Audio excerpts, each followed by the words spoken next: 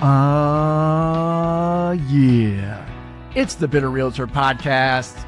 We're talking about all things Los Angeles real estate. If it's got four walls and a roof, we're talking about it bitterly. Welcome back to the show, everybody. I'm Joe Rockenstein, your host, and back from his Eat, Pray, Love trip, everybody, Scott Goldman. Hello, bitter folk. Oh, man. What an excitement. Eat, Pray, Love trip. You're right. Turned into more of a popsicle sort of fiesta, but that's okay. What an exciting episode that we're doing today, right, Scott? Right, sir. I mean, so relevant to the times. Our topic for today, artificial intelligence in the real estate industry. Right. We're going to talk about a lot of cool tools that are coming out. Look, for you, Joe, if you had an AI assistant that would do anything you wanted, what would that look like? Oh, I don't think that'd be appropriate for this episode. Well, that's... So, but I would say for real estate, I mean... I would have to say, systems in place and automating those systems for me. Right. So anything from, creating comps, putting things into my CRM, So all that stuff, the stretching for you freely, because I can get so lost and wrapped up in all that stuff, right, that I'll just spend 4 hours doing it, and I'll be like, well, what the hell happened? I think some things that you and I have talked about for AI purpose, okay, is those things that absorb essentially a shit ton of our time. So one of those problems that we have is, all of those forms that we have to stay on top of, which with the settlements keep changing, right? So the CAR forms that Scott's talking about, which constantly keep getting updated by the attorneys and all that good stuff. Right. So every 3-4 weeks, we're pulled into meetings and we have to re-up and negotiate and understand what the forms are. We have to stay duly informed about the forms, which is, I think, a drag. Right. So if I had an AI assistant, the one thing I would want them to do would be to be able to handle all my form preparation. That would be amazing, because that is such a time killer. Right. And it should all be voice activated, which we'll get into in a second. Awesome. Yeah. My other piece, I think, as you and I have talked about, is the social media thing that we all are on constant. We have to constantly doing social media. Well, because what are they doing now? Right, but first and foremost, because social media in itself is a full-time job. Correct. Like, you can't deny that, but doing social media, filming, editing, writing the captions, posting, boosting it, trying to get it out there, like all that stuff, it takes a long time. It's never ending, it seems. So like you go out with buyers and you're taking selfies. What I would like to see is that you don't have to then organize the selfies and publish them to all the social media. Right. You have what I would call an aggregator that does that for you. That'd be the second thing of the assistant that I would want to. And there are some tools that are out there already that do these sorts of things. There are. But I would say that kind of repurpose.io is something that can distribute your videos and stuff across all platforms and things like that. That's right. But I think what you're talking about and where things are going towards is something that's just going to simplify and streamline the entire process. That's what I think is the best way to think about it, because in terms of where we're going and where things are happening. Sorry, we disappeared for a second. My cut didn't work right. That's right. I think the way that things are going is going to be a fine line between what is artificially intelligently assistingly, and where we have to curate. So if you could spend all of your time just working with buyers and sellers, you, Joey, to sell like a house like this. Which when it comes down to it, that's what we should be doing in general. We got to be talking to people. We've been inundated with so many other things that are essentially there to differentiate us from other real estate agents.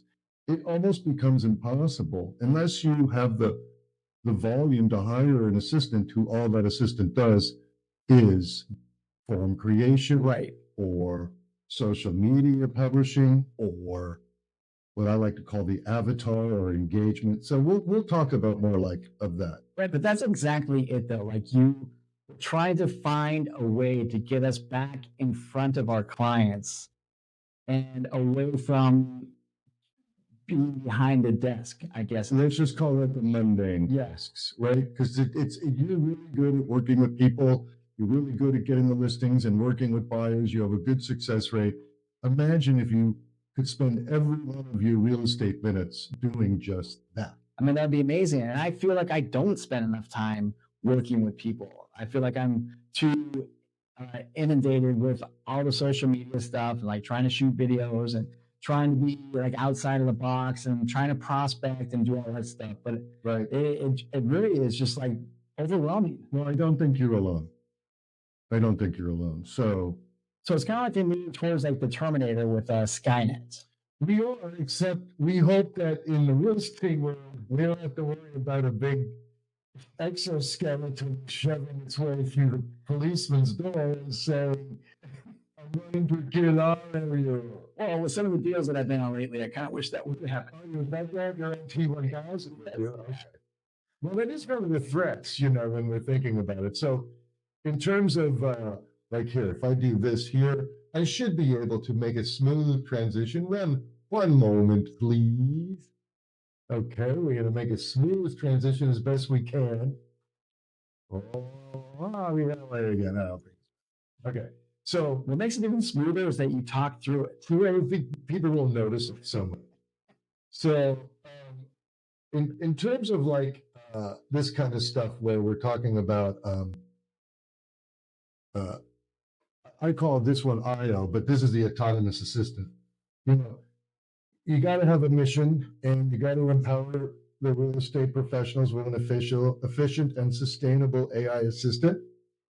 It's most of these repetitive tasks that are sucking our time away. Completely. Okay. So, obviously, in a world where you have an assistant, you just want to get your time back. So, that's essentially the gist of what I think an AI assistant can do for somebody. There are some case studies, if you want to scroll down here a little bit, you know, like we think that most everybody goes right to Zillow. Right. So let's talk about that, because wouldn't you say that Zillow has some sort of like AI that they've used for their estimate for some I time? don't think there's any question that they're using some AI, and they have to, because they can't handle all of that data. So if you think about it, right, you go to Zillow and it's no different than a Google search. We've all been dealing with artificial intelligence through a Google search for a very long time. People don't really even get that. Right. What's happened now is there's this thing, this chat GPT stuff and the Groks and what have you. They'll interact, and that's different. Hasn't those kind of like platforms simplified our business already? One would hope, right? I mean, who knows? Who knows if it has or it hasn't? I don't know. Well, does Bill know? Bill doesn't know anything about AI. Why don't we He ask? calls it artificial unintelligence. I said we could ask Bill.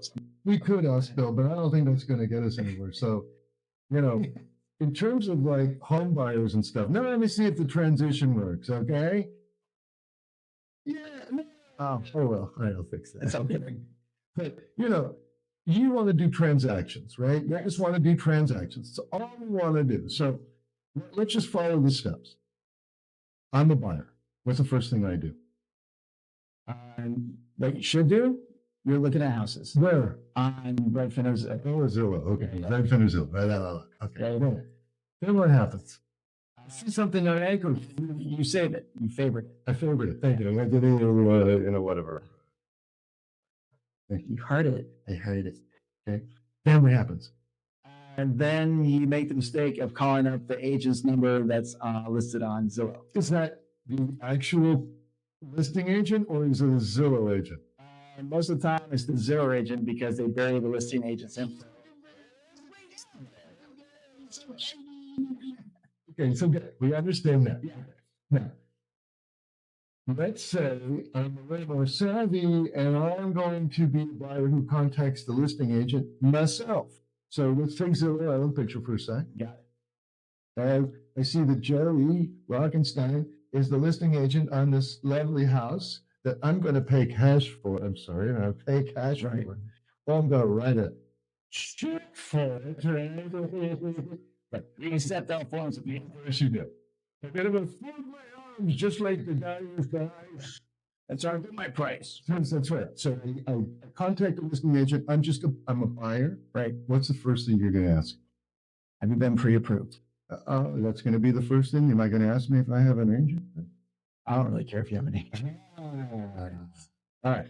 So You have a signed by a representation agreement. that I said to you, okay, I really like this house and I want to see this house. And then what happens between you and me? Absolutely. Yeah. Well, just to let you know, I am holding the house open this Sunday from 2 to 5. All right, very nice. So if I come to the house between 2 and 5, I can see the house. Absolutely. But if that doesn't work out for you, I'd be happy to schedule a private showing for you. Very nice. Okay.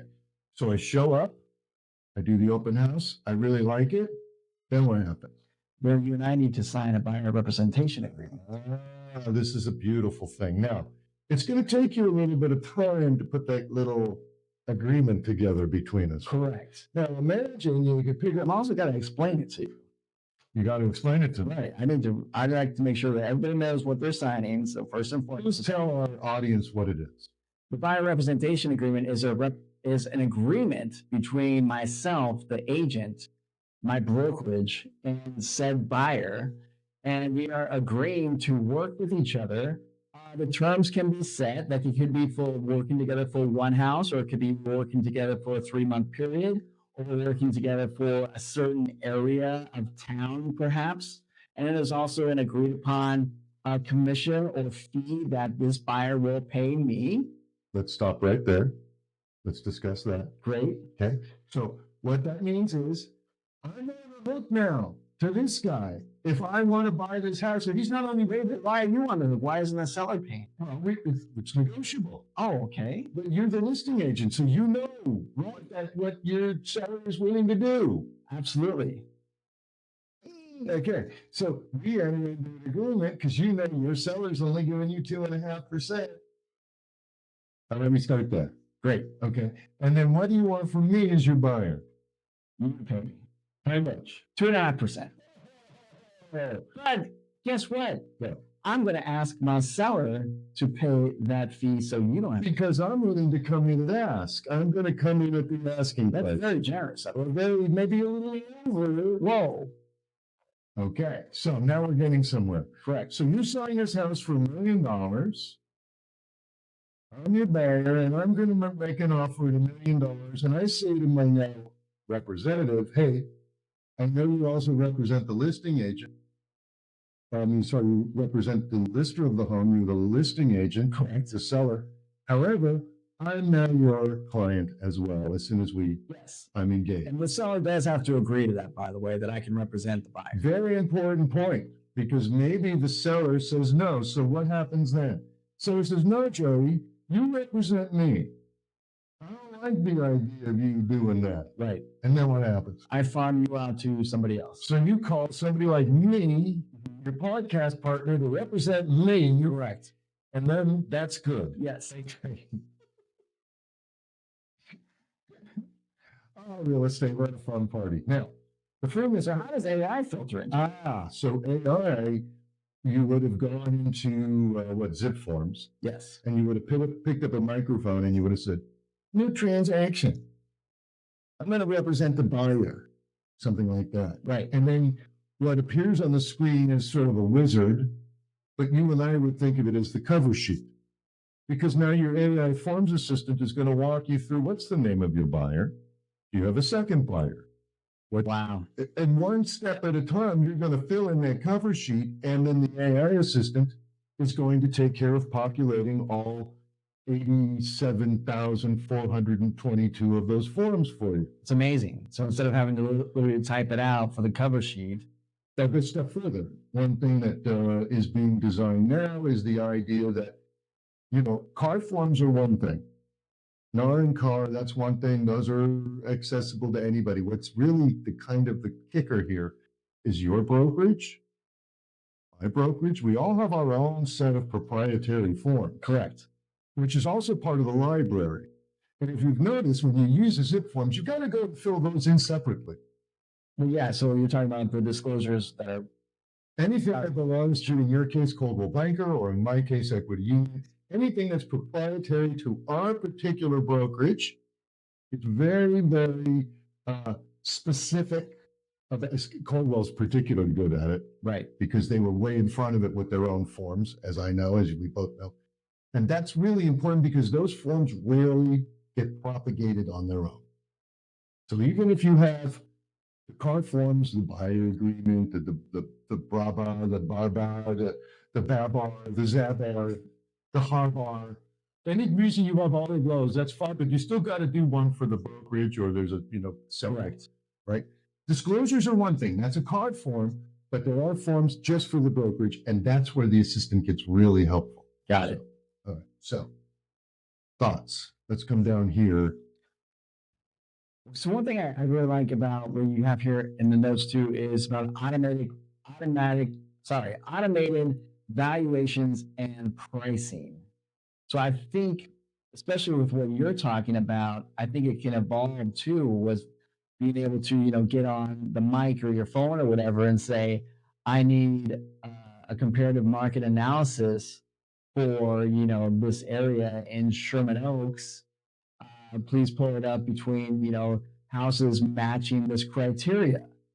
And I think that is going to be a huge game changer because pulling comps, even though I actually enjoy doing it, that's another thing that's like so tedious and time consuming. And I mean, almost, I would say speculative because I'm not an appraiser, so I'm just going off of the data that I'm pulling up off of the MLS, and I'm trying to compare, apples to oranges because nothing ever comps out exactly. And I would hope that artificial intelligence would be able to start filtering through all that, criteria to be able to give you more accurate comps, to be able to present like a full data analysis of what you, the buyer, is looking to buy and can see what other houses have sold for that match that house. Because that's something that like I do struggle with. Like I said, I enjoy pulling comps, but the struggle is real when you're trying to like match up like for like. Especially when because the hood is so important. Does it have a pool? Doesn't it have a pool? How big is the lot?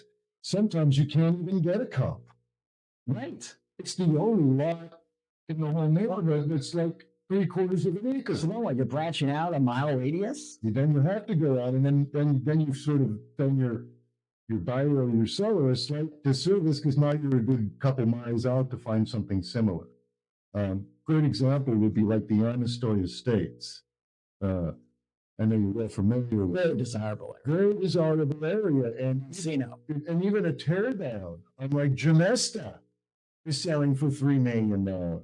So, and the media doesn't help. The media and everything that they have to say about AI and everything. It seems like you brought up Skynet. You can either be scared of this. That's Skynet right now. There's Skynet calling me on my phone. I forgot to put on. And you can either embrace this because it's not Arnold Schwarzenegger's exoskeleton. Right. Okay, it's just not. And remember, in all the subsequent Terminator movies, he's a good guy. Yeah. He's already bought the first one. With the coin. The clothes, I want your clothes. And all the other ones, he's like, get to the chopper. So it's. I think you have to embrace it. So getting back to just the idea of market analysis and investment and being able to work with clients, it's hugely important. You know what I think? I think we should ask Mr. Bill, don't you? Let's ask him. Mr. Bill. Mr. Bill. Hey there. Mr. Bill, what do you think? Oh. Hello, Mr. Bill. All right, he doesn't care. He doesn't care. So listen, I think that anything that I can have an assistant help me with is important. And there are other services out there. There's Skyline AI, there's Reality, There's a number of them out there already that are doing this. I have a slide. King, all right, let's look at Go ahead. the flip side of this. Yeah. Is there any concern that with all of this evolution of artificial intelligence, that sellers and buyers will use that as their leverage to saying that they don't need agents?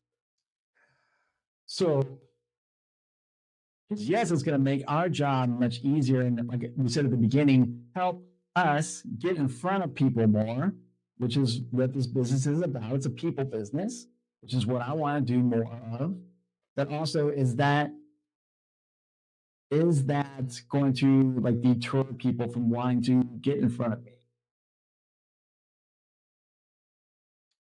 I don't think so, because I think it's still going to be a people business. So if we're talking in terms of like some software that's existing, right?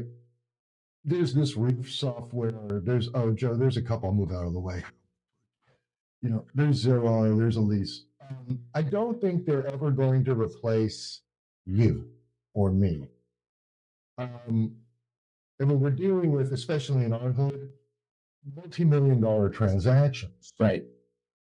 So I hardly think it's going to be an issue of that. You know, if you have software that can run from anywhere, like cloud software, and it doesn't matter if I'm on, you know, this, or if I'm on your MacBook, or if I'm on an iPad, wherever I can connect, it's a ubiquitous tool. And I think that means a lot. So, you know, unlike some other services, this particular service it looks to charge $33 a month for each little tier. I think you and I have discussed it. Like I see the system being effective with 3 tiers. I want my forms automated by an AI assistant. I want my social media and my website and my blog and everything else automated. Oh, that's a good one. Yeah. Yeah, I want all of that done. Yeah. And I want the thing that I think is going to be the coolest, but probably the easiest, is I would love to be able to come to joeyrockenstein.com. Now, once I get there, I have to sign up, right? I give Joey my email and my phone number, maybe, because I want to engage him as an agent. Fine. The next thing that happens is I hear Joey's voice. Hey, Scott, welcome to my site. What can I do for you? He's talking to me. This guy's talking to me. And now I have maybe a search field, like a Google field, or I have a little microphone that I can click on, and I can say, hey, Joey, it's Scott. I'm looking for a 4-bedroom, 3-bath house in Encino, and my budget's $2 million. And because Joey's avatar is super smart, comes back and says, well, Scott, that's great. Is there a preference on square footage? Help me narrow your search down. Do you want a pool? Do you care? Where are the schools? So the more information you can give me right now, the better I can do. Right. And I go, oh, that's a good point. You know, I want my kids to go to the nice school district or whatever, and I want a pool and a pickleball court. And if they don't have a pickleball court, a tennis court that I can convert into 2. Okay. Then Joey's avatar, which on the backside has connection to all of that MLS and realtor.com stuff, comes back and says, you know, Scott, I found you 5 beautiful homes. Check your email. I just sent them to you. Amazing. Totally amazing. I'll do one better. If you really engage me for a long time, like I might say, hey, Joey, is there a good barbecue around there? And you could say, well, you know, Scott, I'm really here for more of the real estate needs that the Encino goes through barbecues I found for you. Right? Because it's all AI. It's just an interactive piece that I've gone and I've recorded Joey's voice for 15 or 20 minutes. The AI modeled his entire voice and became more capable as time went on. So it's also what I see this doing too, is that it's going to ping me. Obviously, I'm going to see what was talked about, and then I'll get back to them with almost like a recap of what we spoke about. And then I could come to them with, oh, by the way, the barbecue place. You know, and then never do you one better. Oh, no. By the way, the barbecue place for sure. But the coolest thing is that you could probably engage me on a whole bunch of different levels, right? Because what I think is the coolest part of this that I'm thinking about is once we've had a conversation for a few minutes, you're not pinged on your phone Scott's been talking to your avatar for 5 minutes now, and now it alerts you to call me directly. Awesome. Or whatever metric you decided to set at. You were looking at your clock there, so we getting down to the nitty-gritty? We are, but I just really like that because it's essentially breaking the ice. And that way it's almost like when I call you, it's almost like we've been talking before. Essentially we have, but I can come back with, the conversation that we've already spoken about. And it's kind of like more of a warm intro instead of just like, hi, how's it going? And then I come at you with all these questions, which is fine, but still, like, I feel like it's a little bit more organic this way too. I also think that one thing we haven't really touched upon is how AI can help with lead generation. Oh, God. So obviously that's a really good way to engage potential buyers and sellers is to have a collection page on your actual website. The best thing about AI that I just want to say is it learns. So all you would have to do, or any of us, is curate it a little bit. Like an example, you're out with your phone, you're taking selfies, me and you are out shopping for houses we're buying, and you take, hey, Scott, they're in this front of this house, and then this house.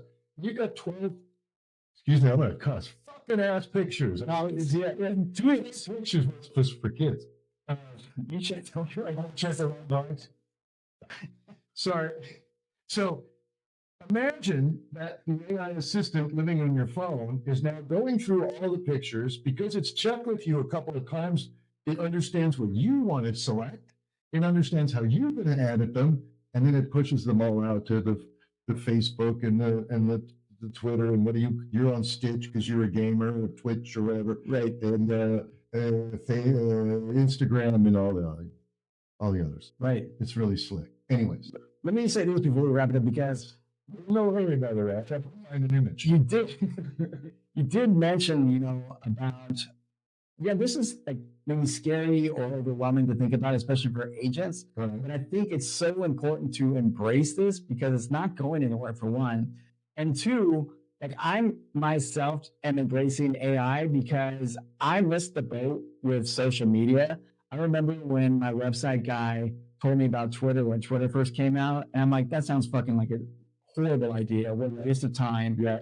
And now look where we're at with social media. And I could have gotten on board with it so long ago. And, I'm of age where I was coming up when social media was evolving, and I should have been so much better at that. Anyways, long story short, AI is here. I think if you use it and embrace it, it can make your business so much better. And for people who are looking to buy and sell real estate, it can assist them as well. Because we said, like, is this going to hurt agents? I mean, there are already buyers and sellers who say, fuck agents, I don't want to use them anyways. Great. So let them use the AI and let them buy and sell on their own. But I think agents who embrace this are really going to have some substantial success at their business. And with everything you just I want my hope. Yeah. Because it's just a way to claim back all of your time. Which is the biggest, the most valuable commodity that we have. It's the only one. That Bill would tell you. Bill would say,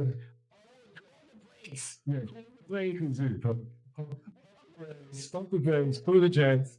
We'd like to move over this and get ready. All right, hold on. We're gonna put space in this whole emphasis. Hold on, okay. All right, there you go. All right, I love an offset logo. Sorry, we're going to fix a couple of things. Sorry, we're live. Okay. Let's wrap this up. Wrap it up. Do your thing. If you have any questions about what Scott and I talked about artificial intelligence in the real estate industry, drop them in the comments below. We put our contact information in the as well. You can find us on Instagram, on Apple Podcast, on Spotify, and on Stream Podcast. We are there, and you will find us. Guys, this has been an absolute pleasure doing this live episode with Scott Goldman. I'm Joey Rockenstein. This is the Bitter Realtor Podcast. Why am I bitter? Because I'm a realtor.